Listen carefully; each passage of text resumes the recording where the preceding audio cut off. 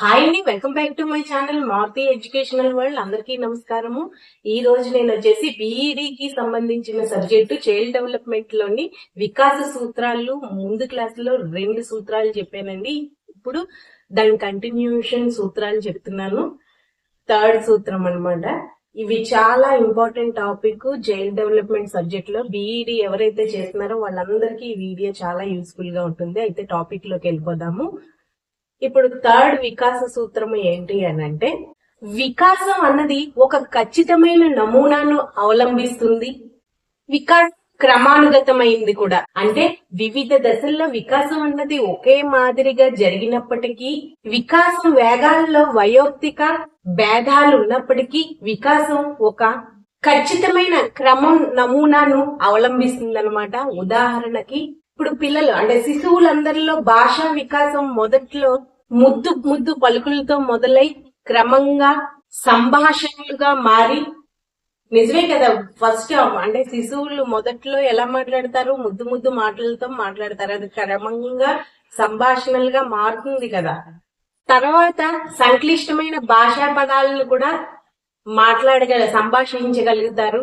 అంటే సంక్లిష్టమైన భాషా నైపుణ్యాభివృద్ధికి కూడా దారి తీస్తుంది అనమాట. అందుకే వికాసం ఒక ఖచ్చితమైన నమూనాను అవలంబిస్తుంది, క్రమానుగతమైనది అని అంటారు. ఇది 3వ సూత్రం. ఇంకా 4వ వికాస సూత్రం ఏంటి అని అంటే, వికాసం అన్నది అన్ని దశల్లో ఒకేలాగా సాగదు. అంటే వికాసం నిరంతరం క్రమపద్ధతిలో కొనసాగినప్పటికీ అన్ని దశల్లో అయితే ఒకే విధంగా సాగదు. దాని వేగంలో విభిన్నత ఉంటుంది అన్నమాట.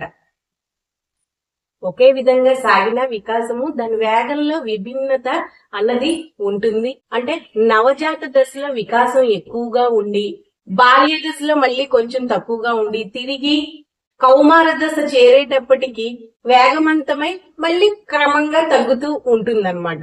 అందువల్ల వికాసం వేగం అన్నది ఎప్పుడూ స్థిరంగా ఉండదు, అలాగని నిలకడగా ఉంటుందని కూడా చెప్పలేము. ఇది 4వ వికాస సూత్రం. వికాసంలో వయోక్తిక భేదాలుంటాయి. 5వ సూత్రం వచ్చేసి వికాసంలో వయోక్తిక భేదాలనేవి ఉంటాయి. అంటే ఏంటి అంటే, శిశువులందరిలో వికాసం ఒకే క్రమంలో ఒకే నమూనాల్లో సాగినప్పటికీ ఒకే మాదిరి వేగం గుణాత్మకతతో సాగదన్నమాట. ఉదాహరణకి ఒక శిశువు 9 నెలలకే నడవడం ప్రారంభించాడు అనుకోండి, మరొక శిశువు సంవత్సరంకి పట్టొచ్చు నడకన్నది. అదే విధంగా కొందరిలో మాటలు తొందరగా వస్తాయి, కొందరిలో మాటలు లేటుగా వస్తాయి. ఇవి ఉదాహరణలు అన్నమాట. ఇది 5వ సూత్రం. వికాసంలో వయోక్తిక భేదాలు ఉంటాయి. ఇంకా 6వ సూత్రం ఏంటి అని అంటే, వికాసం అన్నది ఒక ఖచ్చితమైన దిశగా సాగుతుంది. ఈ సూత్రం ప్రకారం వ్యక్తుల్లో వికాసం ఒక ఖచ్చితమైన దిశగా సాగుతుంది అన్నమాట.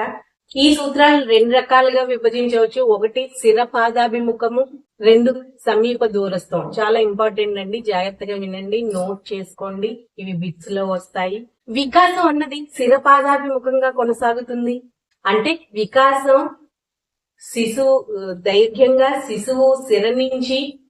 శిరస్సు నుంచి ప్రారంభమై పాదాభిముఖంగా ఉంటుందన్నమాట. శిశువు తలభాగంలో నిర్మాణము విధులు ముందుగా వృద్ధి చెంది తదుపరి నడుము భాగానికి జరిగి చివరికి ఏమవుతుంది, పాదాల వద్దకు వికాసము చెందుతుంది.